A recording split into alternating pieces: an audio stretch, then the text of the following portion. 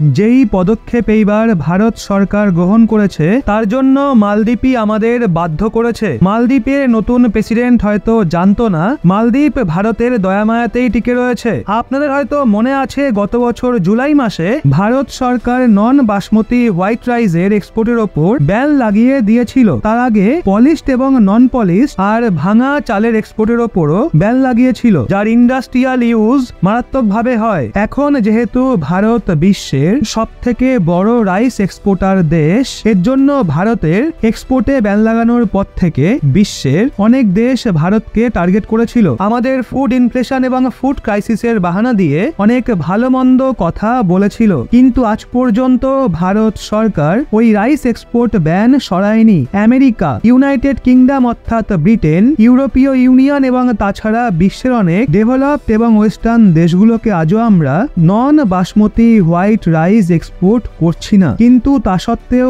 ভারত সরকার মালদ্বীপকে অনবরত rice export করছিল। আসলে হাতে গোনা কিছু দেশই রয়েছে যেমন নেপাল, ভুটান, শ্রীলঙ্কা, মালদ্বীপ, এদেরকে কিন্তু ভারত আজও রাইস সাপ্লাই করছিল এক্সপোর্ট ব্যান সত্ত্বেও।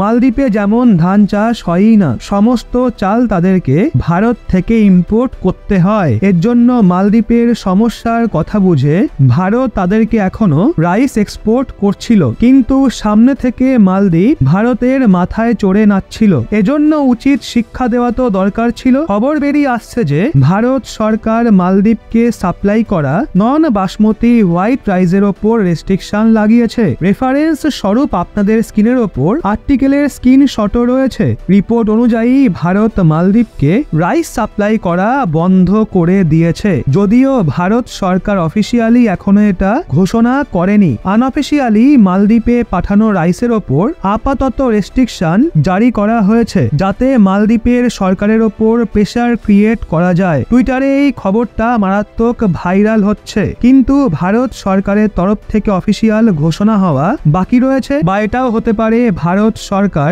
এই নিয়ে কোনো অফিসিয়াল ঘোষণা করবেই না, কারণ অফিসিয়ালি তো ভারত আজও সব ধরনের নন বাসমতি হোয়াইট রাইসের এক্সপোর্টের ওপর ব্যান লাগিয়ে রেখেছে। সে তো স্ট্র্যাটেজিক পার্টনার হওয়ার কারণে ভারত মালদ্বীপকে রাইস সাপ্লাই করা বন্ধ করেনি। তো এখন এটা মালদ্বীপের জন্য বড় সড় ধাক্কা, কারণ মালদ্বীপ রাইসের জন্য পুরোপুরি ভারতের ওপর নির্ভরশীল। গুগলে পাওয়া 2021-এর ডেটা অনুযায়ী মালদ্বীপ ওই বছরে বিদেশ থেকে টোটাল যত রাইস ইম্পোর্ট করেছিল তার প্রায় 84% শুধুমাত্র ভারতের থেকেই পারচেস করেছিল। মানে এটা বলা ভুল হবে না, রাইসের মামলায় মালদ্বীপকে যদি ভারত রাইস সাপ্লাই করা বন্ধ করে দেয় তাহলে ওখানে খাবারের জন্য মানুষ পাগল হতে পারে, যেমনটা পাকিস্তানে হয়েছে। চালের দাম মার্কেটে হঠাৎ করে বেড়ে যাবে। একই জিনিস আটা ও চিনির ক্ষেত্রেও হবে। এই দুটো মালদ্বীপ ভারতের থেকে ইম্পোর্ট করে। মোট পরিমাণের কত পার্সেন্ট শুনবেন? 70 to 80%। আর ভারতের সাপ্লাই ছাড়া মালদ্বীপের ভেতরের দাম আকাশ ছোঁয়া হয়ে যাবে। তার মানে খাবারের মধ্যে আটা ও চাল এবং মিষ্টির ক্ষেত্রে চিনি, এগুলোই সব থেকে ভাইটাল জিনিস।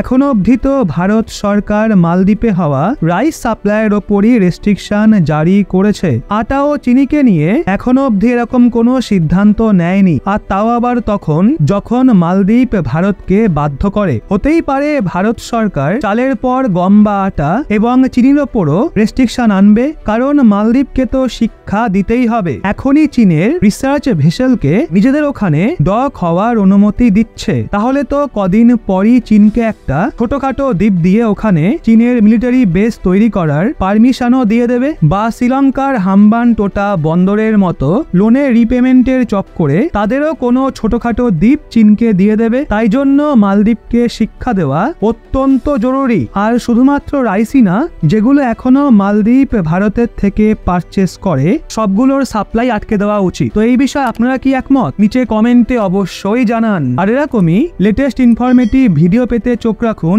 রহস্য বাংলার পর্দায়।